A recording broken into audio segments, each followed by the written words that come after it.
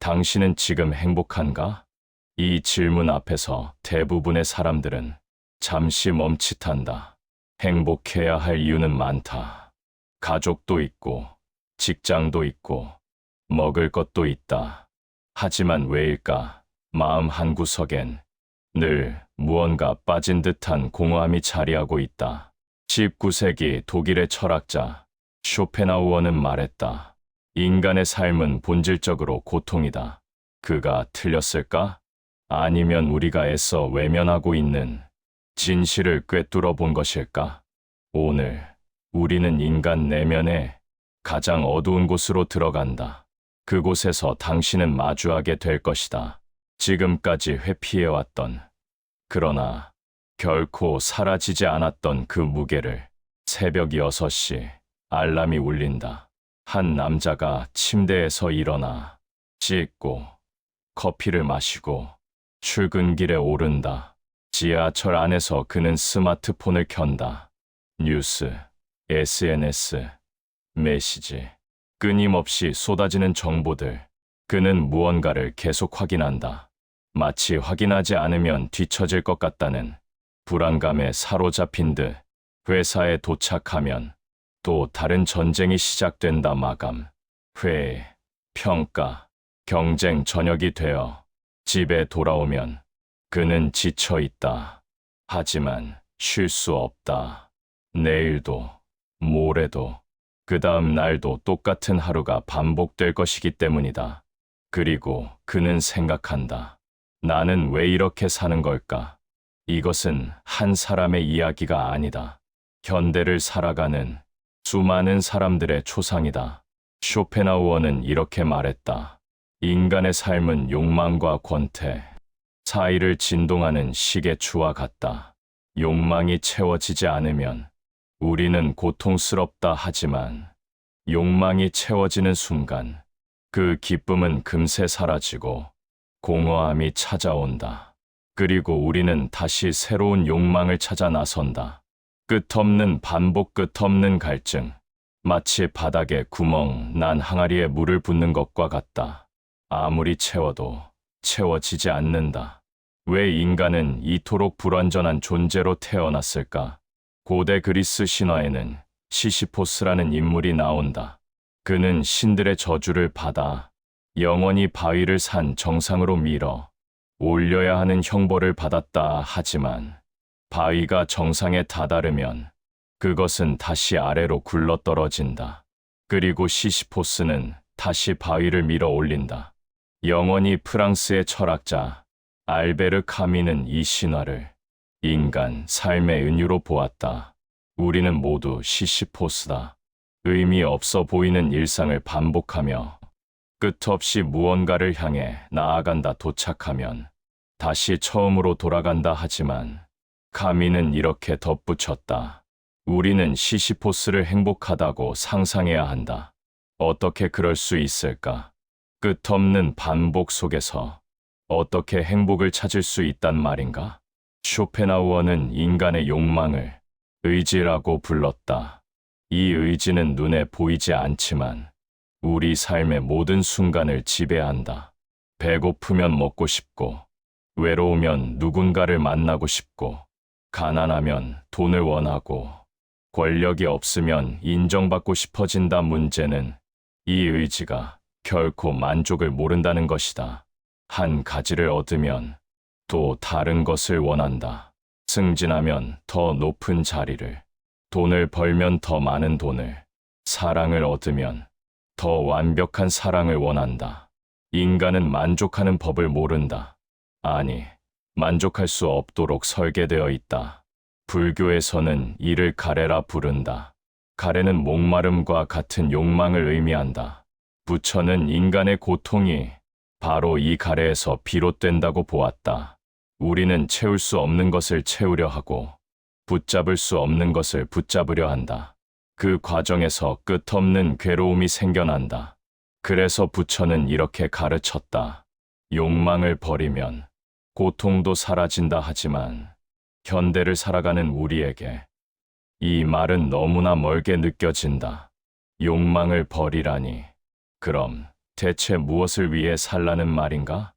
욕망은 인간을 움직이게 만드는 연료다. 욕망이 없다면 우리는 아무것도 하지 않을 것이다. 일하지 않고, 사랑하지 않고, 배우지 않을 것이다. 욕망은 문명을 만들었고, 예술을 탄생시켰고, 과학을 발전시켰다. 그러나 동시에 욕망은 인간을 파괴하기도 한다. 탐욕은 전쟁을 일으키고, 질투는 관계를 무너뜨리고, 집착은 자유를 빼앗는다. 그렇다면 우리는 어떻게 살아야 하는가? 욕망을 완전히 버려야 하는가? 아니면 욕망에 충실하게 살아야 하는가? 쇼펜하우어는 중도를 제시한다. 그는 욕망을 줄이되 완전히 제거할 수는 없다고 말한다. 인간은 욕망하는 존재이기 때문이다. 중요한 것은 욕망을 통제하고 그 크기를 줄이는 것이다. 스토아 철학자 에픽테토스는 이렇게 말했다. 통제할 수 없는 것에 집착하지 말고 통제할 수 있는 것에 집중하라. 우리는 타인의 평가를 통제할 수 없다. 날씨를 통제할 수 없다. 과거를 바꿀 수 없다 하지만 우리는 우리의 태도를, 우리의 반응을, 우리의 선택을 통제할 수 있다. 이것이 바로 지혜로운 삶의 시작이다. 나이가 들수록 사람들은 깨닫는다. 젊었을 때는 모든 것을 가지려 했다. 돈, 명예, 사랑, 인정하지만 시간이 흐르면서 그것들이 얼마나 덧없는지를 알게 된다. 진정한 평온은 많이 가진 사람에게서 오는 것이 아니라 적게 필요로 하는 사람에게서 온다. 한 노인이 있었다. 그는 평생 큰 집, 좋은 차, 높은 지위를 추구했다. 그리고 그것들을 얻었다 하지만 어느 날 그는 깨달았다. 자신이 진정으로 행복했던 순간은 그런 것들을 가졌을 때가 아니라 손주와 함께 공원을 산책하던 어느 가을 오후였다는 것을, 아무것도 바라지 않았던 그 순간, 그저 존재하는 것만으로도 충분했던 그 순간. 인간은 평생 무언가를 채우려 한다. 하지만 진정한 충만함은 채우는 데서 오지 않는다. 비우는 데서 온다. 쇼펜하우어는 말했다. 행복은 우리가 얼마나 많이 가졌는가가 아니라 얼마나 적게 필요로 하는가에 달려 있다. 욕망의 크기를 줄일 때 우리는 비로소 자유로워진다. 그리고 자유로워질 때 우리는 마침내 평온을 만난다. 우리는 더 깊은 곳으로 들어간다. 어느 금요일 저녁, 한 여성이 친구들의 모임에 참석한다. 테이블 위에는 음식이 가득하고 사람들의 웃음소리가 공간을 채운다. 그녀도 웃고 이야기하고 분위기에 맞춰 고개를 끄덕인다 하지만 이상하게도 시간이 지날수록 그녀는 더 외로워진다. 수십 명의 사람들과 함께 있지만 정작 자기 자신은 그 어디에도 없는 것 같다. 모두가 말하지만 아무도 듣지 않는다. 모두가 웃지만 아무도 진심이 아니다. 그녀는 깨닫는다. 이 순간 자신은 타인이 기대하는 역할을 연기하고 있을 뿐이라는 것을. 집으로 돌아온 그녀는 조용히 소파에 앉는다. 텅 빈 집, 아무 소리도 들리지 않는다. 그런데 이상하게도 마음이 편안해진다. 비로소 자기 자신으로 돌아온 기분이다. 쇼펜하우어는 이렇게 말했다. 인간은 혼자 있을 때만 진정으로 자유롭다. 우리는 사람들 사이에 있을 때 자유롭다고 착각한다 하지만 실제로는 그 반대다. 타인의 시선, 타인의 기준, 타인의 기대가 우리를 올가맨다. 우리는 스스로를 검열하고 말을 고르고 표정을 관리한다. 진짜 나는 사라지고 사회가 원하는 나만 남는다. 프랑스의 철학자 장 폴 사르트르는 타인은 지옥이다라고 말했다. 이 말이 사람을 혐오하라는 뜻은 아니다. 타인의 시선 속에서 우리는 끊임없이 판단받고 평가받고 규정당한다는 의미다. 당신이 누군가 앞에 서는 순간 당신은 더 이상 당신이 아니다. 당신은 상대방의 눈에 비친 이미지가 된다. 그래서 많은 사람들이 군중 속에서 더 깊은 고독을 느낀다. 수백 명의 사람들과 함께 있어도 정작 자신을 이해하는 사람은 아무도 없다. SNS에는 수천 명의 팔로워가 있지만 진짜 자신을 드러낼 수 있는 곳은 어디에도 없다. 현대 사회는 연결을 강요한다. 끊임없이 누군가와 연락하고 소통하고 공유해야 한다. 혼자 있으면 외롭고 외로우면 불행하다고 말한다. 그래서 사람들은 혼자 있는 시간을 두려워한다. 하지만 스토아 철학자들은 정반대로 생각했다. 마르쿠스 아우렐리우스는 로마 황제였지만 그가 가장 소중하게 여긴 시간은 혼자 사색하는 시간이었다. 그는 군중의 소음 속에서는 자신의 목소리를 들을 수 없다고 기록했다. 세네카 역시 혼자 있을 수 있는 능력이야말로 진정한 힘이라고 말했다.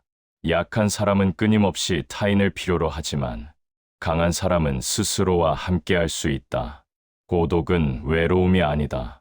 고독은 선택이고 자유이고 회복의 시간이다.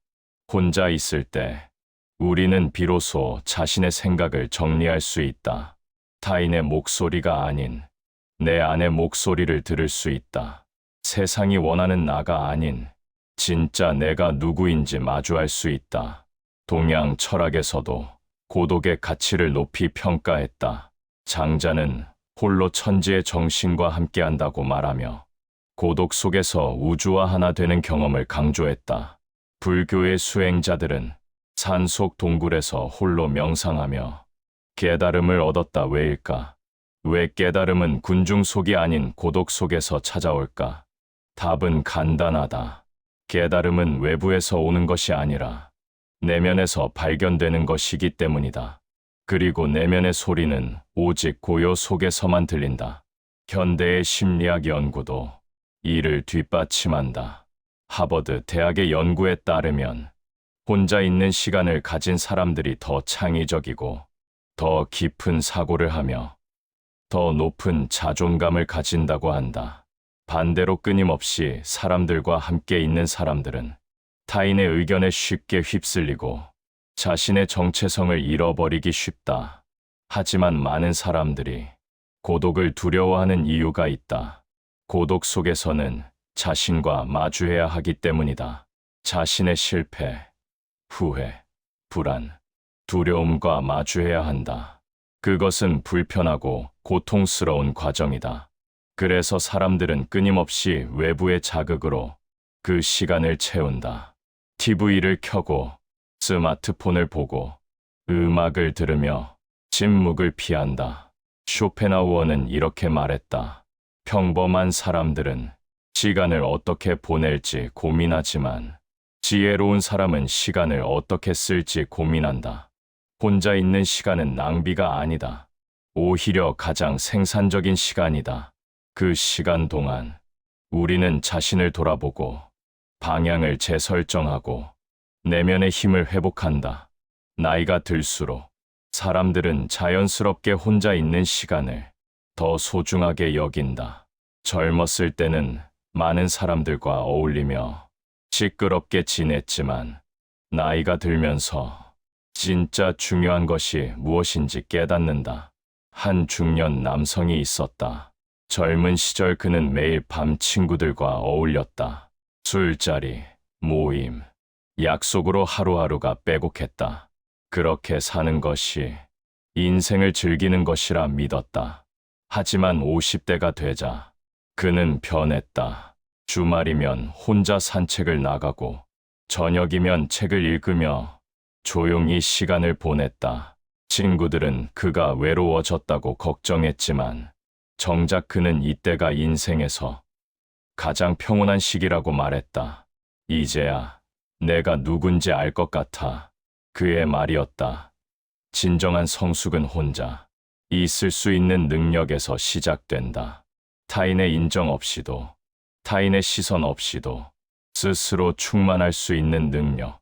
이것이 바로 어른이 된다는 것의 의미다. 쇼펜하우어는 말했다. 인간은 나이가 들수록 가벼워진다. 젊었을 때는 타인의 평가가 무겁게 짓눌렀다. 하지만 나이가 들면 그것들이 얼마나 하찮은지 깨닫는다. 타인이 나를 어떻게 생각하든 그것은 타인의 문제일 뿐 나의 문제가 아니다. 고독은 두려움이 아니라 자유다. 고독 속에서 우리는 타인의 기대로부터 해방되고 사회의 가면을 벗고 진짜 자신으로 돌아온다. 그리고 그곳에서 비로소 우리는 평온을 만난다. 한 남자가 있었다. 그는 평소 이성적이고 냉철한 사람이었다.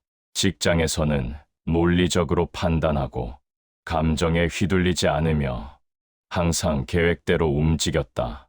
친구들은 그를 머리가 차가운 사람이라고 불렀다. 그런 그가 어느 날 한 여성을 만났다. 처음에는 아무렇지 않았다. 그저 지나가는 인연이라고 생각했다. 하지만 시간이 지날수록 그녀의 얼굴이 자꾸 떠올랐다. 그녀의 목소리, 그녀의 웃음, 그녀의 작은 습관들이 머릿속을 떠나지 않았다. 그는 스스로에게 말했다. 이건 논리적이지 않아. 나는 이런 사람이 아니야.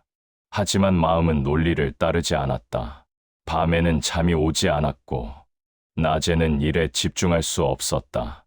그녀의 메시지가 오지 않으면 불안했고 그녀가 다른 사람과 이야기하는 모습을 보면 질투가 치밀어 올랐다. 냉철하던 그의 이성은 온데간데 없이 사라졌다. 사랑 앞에서 그는 한없이 약해지고 흔들리고 무너졌다. 쇼펜하우어는 이렇게 말했다. 사랑은 생존 본능이 만든 위대한 환상이다.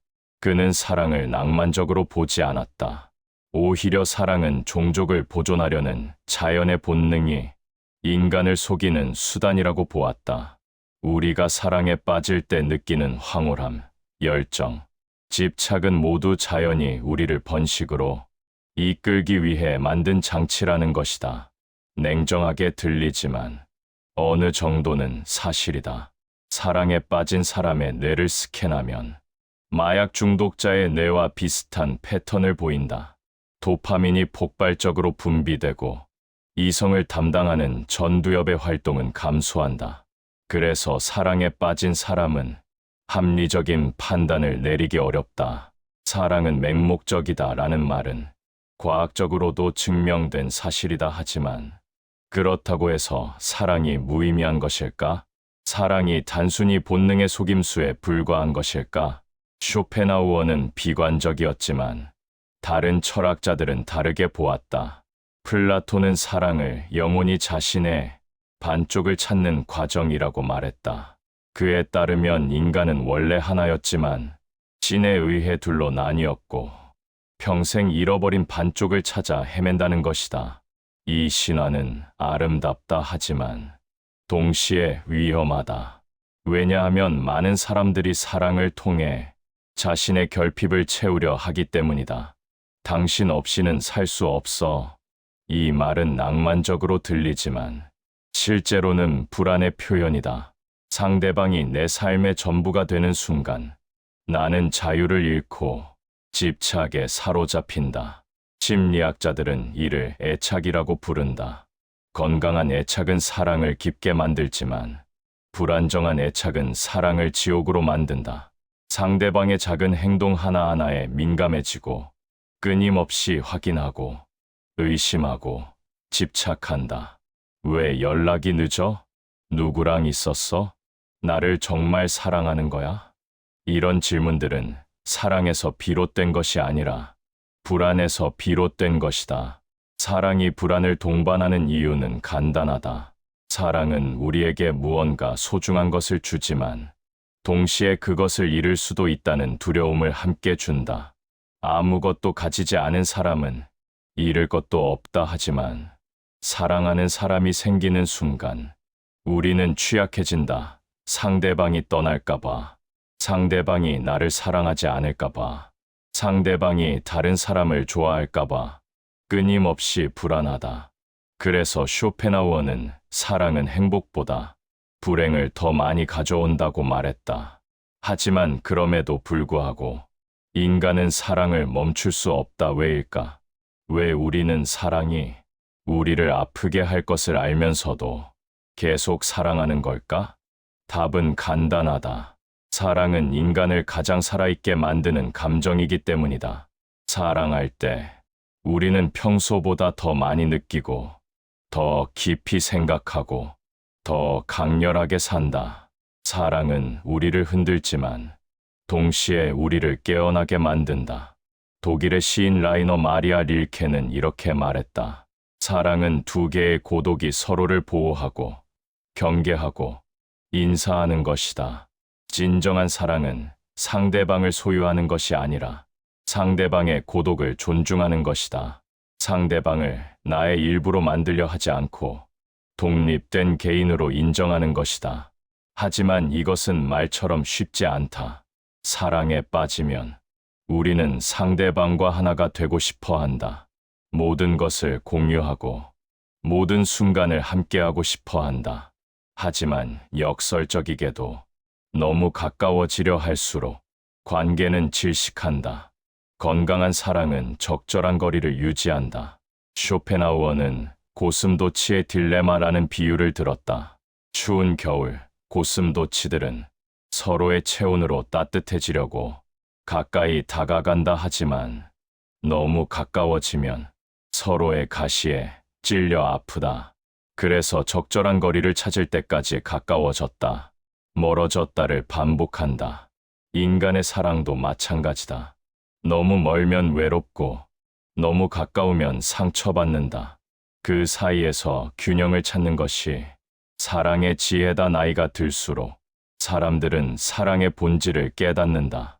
젊었을 때의 사랑은 격렬하고 열정적이다 하지만 성숙한 사랑은 고요하고 깊다. 상대방을 바꾸려 하지 않고 있는 그대로 받아들인다. 완벽함을 요구하지 않고 불완전함을 포용한다. 한 노부부가 있었다. 그들은 50년을 함께 살았다. 젊었을 때는 자주 다투었고 서로에게 실망했다. 하지만 세월이 흐르면서 그들은 깨달았다. 사랑은 감정의 폭풍이 아니라 함께 견디는 시간이라는 것을. 할아버지는 말했다. 사랑은 처음에는 열정이지만 나중에는 습관이 돼. 그리고 그 습관이 가장 편안해. 사랑은 우리를 흔든다 하지만 그 흔들림은 성장의 과정이다. 사랑을 통해 우리는 자신의 이기심을 보고, 집착을 보고, 불안을 본다. 그리고 그것들과 마주하면서 조금씩 성숙해진다. 쇼펜하우어는 사랑을 비관적으로 보았지만 한 가지는 인정했다. 사랑은 인간 본성의 가장 깊은 곳을 드러낸다고. 사랑할 때 우리는 가면을 벗는다. 강한 척하던 사람도, 냉정한 척하던 사람도 사랑 앞에서는 한없이 약해진다. 그리고 그 약함이야말로 가장 인간다운 모습이다. 어느 직장인이 있었다. 그는 중견기업에 다니며 안정적인 삶을 살고 있었다. 월급은 평균 수준이었고 아파트도 작지만 아늑했다. 가족과 함께 저녁을 먹고 주말에는 가까운 공원을 산책했다. 나쁘지 않은 삶이었다. 그런데 어느 날 대학 동창회에 참석했다. 거기서 그는 친구들의 근황을 들었다. 한 친구는 대기업 임원이 되어 있었고 다른 친구는 사업에 성공해 강남에 빌딩을 샀다고 했다. 또 다른 친구는 해외로 이민을 가서 여유롭게 산다고 자랑했다. 집으로 돌아오는 길, 그의 마음은 무거웠다. 갑자기 자신의 삶이 초라하게 느껴졌다. 어제까지만 해도 만족스러웠던 직장이 이제는 답답하게 느껴졌다. 작지만 아늑하던 집도 이제는 비좁게만 보였다. 아무것도 달라진 게 없는데 마음만 불행해졌다. 무엇이 그를 불행하게 만들었을까? 바로 비교였다. 쇼펜하우어는 이렇게 말했다. 비교는 행복의 가장 큰 적이다. 인간은 절대적 기준으로 행복을 느끼지 않는다. 상대적 기준으로 느낀다. 내가 얼마나 가졌는가가 아니라 타인에 비해 얼마나 가졌는가를 본다. 연봉 5천만 원을 받는 사람이 있다고 하자. 주변 사람들이 모두 3천만 원을 받는다면 그는 행복할 것이다. 하지만 주변 사람들이 모두 1억을 받는다면 그는 불행할 것이다. 자신의 상황은 똑같은데도 말이다. 이것이 비교의 함정이다. 현대 사회는 비교를 부추긴다. SNS를 열면 끊임없이 남의 삶이 보인다. 누군가는 해외여행을 가고, 누군가는 고급 레스토랑에서 식사하고, 누군가는 새 차를 샀다고 자랑한다. 물론 그것은 그들 삶의 극히 일부에 불과하다 하지만 우리는 그것을 그들의 전부라고 착각한다. 그리고 자신의 일상과 비교한다. 출근길 지하철, 점심 도시락, 낡은 소파. 갑자기 모든 것이 초라해 보인다. 심리학자들은 이를 상향 비교라고 부른다. 나보다 나은 사람과 비교하는 것이다. 이런 비교는 동기부여가 될 수도 있지만 대부분은 열등감과 불행을 가져온다. 더 큰 문제는 비교에는 끝이 없다는 것이다. 어린 시절에는 친구의 장난감과 비교한다. 학창 시절에는 성적과 비교한다. 대학에 가면 학벌을 비교하고, 직장에 들어가면 연봉을 비교한다. 결혼하면 배우자를 비교하고, 아이를 낳으면 아이의 성적을 비교한다. 노년에는 건강과 자식의 성공을 비교한다. 요람에서 무덤까지 비교는 우리를 따라다닌다. 그리고 아이러니하게도 더 많이 가질수록 비교는 더 심해진다. 가진 것이 없을 때는 비교할 것도 없다. 하지만 조금씩 가지기 시작하면 더 많이 가진 사람이 눈에 들어온다. 그리고 그 차이가 견딜 수 없이 크게 느껴진다. 로마의 철학자 세네카는 이렇게 말했다. 가난한 사람은 적게 가진 사람이 아니라 더 많이 원하는 사람이다. 진정한 가난은 물질의 부족이 아니라 욕망의 과잉이다. 그렇다면 어떻게 비교의 굴레에서 벗어날 수 있을까? 첫 번째 방법은 비교의 대상을 바꾸는 것이다. 위를 보지 말고 아래를 보라는 뜻이 아니다. 타인과의 비교를 멈추고 과거의 나와 비교하는 것이다. 1년 전의 나보다 성장했는가? 어제의 나보다 나아졌는가? 이런 질문은 건강하다. 왜냐하면 비교의 기준이 자신이기 때문이다. 타인은 우리가 통제할 수 없다 하지만 우리 자신은 통제할 수 있다. 그래서 자기 자신과의 비교는 동기부여가 되지 열등감을 만들지 않는다. 두 번째 방법은 감사의 태도를 기르는 것이다. 비교는 항상 부족함에 초점을 맞춘다. 내가 가지지 못한 것, 내가 되지 못한 것에 집중한다. 반대로 감사는 내가 가진 것에 초점을 맞춘다.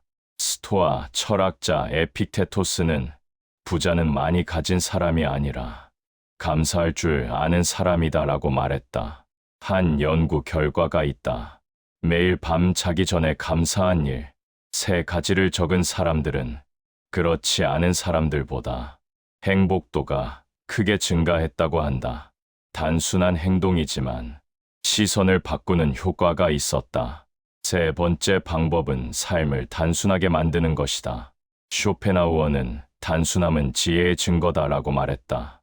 현대인의 삶은 너무 복잡하다.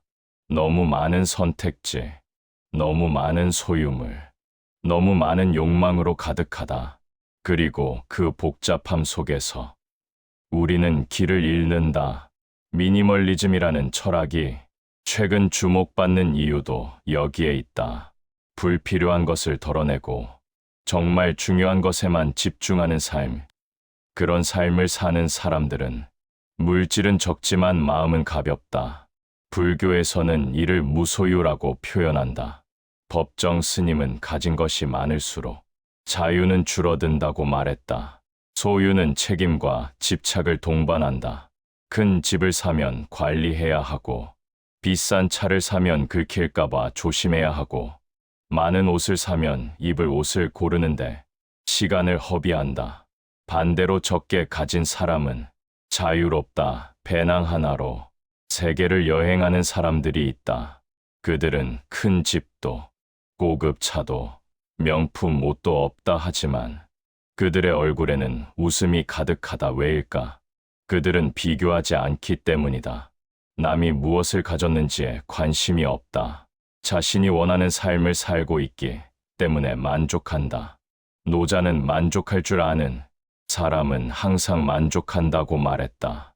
이 말은 단순하지만 심오하다. 행복은 더 많이 가지는 데서 오지 않는다. 지금 가진 것으로 만족하는 데서 온다. 물론 이것이 쉬운 일은 아니다. 우리는 평생 더 많이를 추구하도록 교육받았다. 더 많은 돈, 더 높은 지위, 더 큰 집, 그것이 성공이고 행복이라고 배웠다. 하지만 나이가 들수록 사람들은 깨닫는다. 정말 중요한 것은 그렇게 많지 않다는 것을. 건강한 몸, 사랑하는 사람들, 평온한 마음, 이것만 있으면 충분하다는 것을. 한 노인이 말했다. 젊었을 때는 세상의 모든 것을 원했어. 하지만 이제는 따뜻한 햇살과 한 잔의 차면 충분해. 그는 가난해서 그런 것이 아니었다. 오히려 평생 많은 것을 가졌던 사람이었다. 하지만 그 모든 것이 결국 허상이었다는 것을 깨달았다. 쇼펜하우어는 말했다. 삶의 지혜는 줄이는 데 있다. 욕망을 줄이고, 소유를 줄이고, 기대를 줄일 때 우리는 평온에 이른다. 비교를 멈추는 순간 우리는 자유로워진다. 타인의 삶은 타인의 것이고 나의 삶은 나의 것이다. 각자의 길이 있고 각자의 속도가 있다. 남보다 빠를 필요도 남보다 많이 가질 필요도 없다. 중요한 것은 나 자신이 만족하느냐는 것이다. 한 남자가 병원 침대에 누워 있었다. 그는 평생 열심히 살았다. 좋은 대학을 나왔고 대기업에 입사했으며 승진을 거듭해 임원까지 올랐다. 큰 집에 살았고 좋은 차를 몰았으며 남들이 부러워하는 삶을 살았다. 그런데 어느 날 갑자기 쓰러졌다. 과로였다. 의사는 말했다. 더 이상 이렇게 살면 안 됩니다. 병원 침대에 누워 천장을 바라보던 그는 문득 깨달았다. 자신이 평생 쫓아온 것들이 정말 중요한 것이었을까? 돈, 지위, 인정. 그것들을 위해 건강을 잃고 가족과의 시간을 놓치고 자기 자신을 잃었다. 그는 생각했다. 나는 무엇을 위해 살아왔는가? 이 질문 앞에서 그는 답을 찾을 수 없었다. 쇼펜하우어는 말했다. 대부분의 사람들은 삶을 살지 않고 삶에 끌려다닌다. 우리는 스스로 선택한다고 믿지만 실제로는 사회의 기대, 타인의 시선, 무의식적인 욕망에 따라 움직인다. 그렇게 살다 보면 어느 순간 자신이 누구인지, 무엇을 원하는지조차 알 수 없게 된다. 그래서 성찰이 필요하다. 성찰이란 멈춰 서서 자신을 돌아보는 것이다. 내가 지금 가는 길이 정말 내가 원하는 방향인지, 내가 추구하는 것이 정말 나를 행복하게 만드는지 물어보는 것이다. 소크라테스는 성찰하지 않는 삶은 살 가치가 없다고 말했다. 그의 말은 과격하게 들리지만 진실이다. 생각 없이 살아가는 삶은 동물의 삶과 다를 바 없다. 인간다운 삶은 스스로에게 질문하고 스스로 답을 찾아가는 과정이다. 하지만 현대인은 성찰할 시간이 없다. 아침에 눈을 뜨면 바로 스마트폰을 켠다. 출근하고, 일하고, 퇴근하고, 저녁을 먹고, TV를 보다가 잠든다. 하루 종일 바쁘지만 정작 자신을 돌아볼 시간은 없다. 그래서 많은 사람들이 40대, 50대가 되어서야 위기를 맞는다. 중년의 위기라고 부르는 그것. 갑자기 삶의 의미를 찾을 수 없고 지금까지 해온 모든 것이 허무하게 느껴진다. 이것은 갑자기 찾아오는 것이 아니다. 평생 성찰하지 않고 살아온 대가다. 동양 철학에서는 성찰을 매우 중요하게 여겼다. 공자는 하루에 3번 자신을 돌아본다고 했다. 내가 한 일이 옳았는지, 다른 사람에게 성실했는지, 배운 것을 실천했는지, 끊임없이 자신을 점검했다. 맹자는 마음을 다스리는 것보다 중요한 일은 없다고 말했다. 외부의 성공보다 내면의 평화가 우선이라는 뜻이다. 불교 역시 명상과 관조를 통해 자신의 내면을 들여다보는 것을 수행의 핵심으로 삼는다. 성찰과 함께 반드시 필요한 것이 절제다. 쇼펜하우어는 인간의 불행은 욕망을 통제하지 못하는 데서 비롯된다고 말했다. 우리는 끊임없이 더 많이 원한다. 더 많은 돈, 더 높은 지위, 더 큰 집, 더 좋은 차. 하지만 욕망은 채워질수록 더 커진다. 그리고 그 욕망을 채우기 위해 우리는 건강을, 시간을, 관계를, 자유를 희생한다. 절제는 욕망을 완전히 없애는 것이 아니다. 욕망을 적절한 수준으로 조절하는 것이다. 스토아 철학자들은 절제를 최고의 덕목으로 여겼다. 마르쿠스 아우렐리우스는 로마 황제였지만 검소하게 살았다. 그는 많이 가지는 것이 아니라 적게 필요로 하는 것이 진정한 부라고 믿었다. 세네카는 부유했지만 정기적으로 금식하고 거친 옷을 입으며 검소한 삶을 연습했다. 왜일까? 언제든 모든 것을 잃을 수 있다는 것을 잊지 않기 위해서였다. 현대 과학 연구도 절제의 중요성을 증명한다. 스탠포드 대학의 마시멜로 실험은 유명하다. 아이들에게 마시멜로 하나를 주고 15분 기다리면 하나를 더 주겠다고 약속했다. 기다릴 수 있었던 아이들은 나중에 더 성공적인 삶을 살았다는 결과가 나왔다. 이것은 절제력, 즉 충동을 억제하고 장기적 목표를 위해 참을 수 있는 능력이 삶의 질을 결정한다는 것을 보여준다. 나이가 들수록 성찰과 절제의 중요성은 더욱 커진다. 젊었을 때는 체력으로 버틸 수 있다. 무리해도 회복이 빠르고 실수해도 다시 시작할 시간이 있다. 하지만 나이가 들면 다르다. 한 번의 무리가 큰 병으로 이어지고 한 번의 실수가 돌이킬 수 없는 결과를 만든다. 그래서 노년의 지혜는 덜 하는 것에 있다. 덜 먹고, 덜 욕심내고, 덜 화내고, 덜 걱정한다. 그렇게 삶을 단순하게 만들 때 비로소 평온이 찾아온다. 한 노인이 있었다. 그는 젊었을 때 사업가였다. 돈을 많이 벌었고 큰 집에 살았으며 화려한 생활을 했다. 하지만 70대가 된 지금 그는 작은 시골집에서 혼자 산다. 사람들은 물었다. 외롭지 않으세요? 그는 웃으며 대답했다. 이제야 진짜 자유로워졌어요. 그는 더 이상 누구에게 인정받을 필요가 없었다. 무언가를 증명할 필요도 없었다.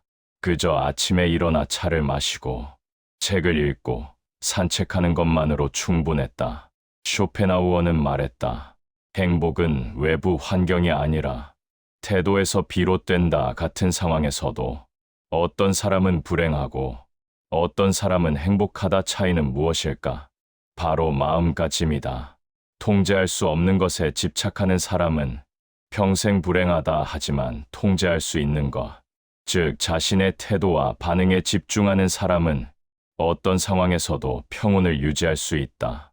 결국 인간을 구하는 것은 외부의 변화가 아니라 내면의 성장이다. 더 많은 돈을 벌어도, 더 높은 지위에 올라도 마음이 흔들리면 불행하다. 반대로 가진 것이 적어도 마음이 평온하면 행복하다. 우리는 평생 밖을 향해 달려왔다. 이제는 안을 돌아볼 때다. 성찰하고 절제하고 단순하게 살 때 우리는 비로소 진정한 자유를 만난다. 이것이 쇼펜하우어가 동서양의 모든 현자들이 우리에게 전하는 메시지다.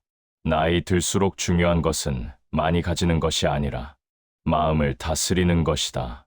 그리고 그 평온한 마음이야말로 우리가 인생에서 얻을 수 있는 가장 큰 보물이다. 여기까지 우리의 철학 여정을 함께 해주셔서 감사합니다. 이 이야기가 당신의 삶에 작은 울림이 되었기를 바랍니다.